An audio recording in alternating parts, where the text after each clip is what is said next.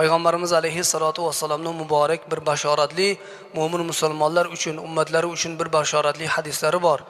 Hazrat Payg'ambar alayhissalom aytdilarki, qaysi bir musulmon erkak yoki musulmon ayol juma kunida yoki juma kechasida vafot qilsa, Alloh subhanahu va taolo o'sha bandani, ya'ni o'sha muslim va muslimani Alloh taolo qabr azobidan xalos qiladi. Alloh taologa yo'liqqunga qadar qabr azobidan Alloh taolo uni ozod qiladi degan ekanlar.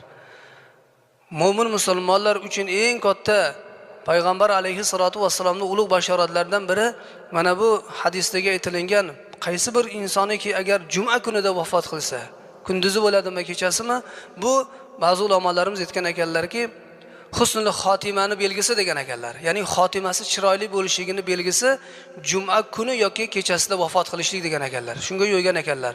Mulla Ali al-Qori rahmatullohi alayhi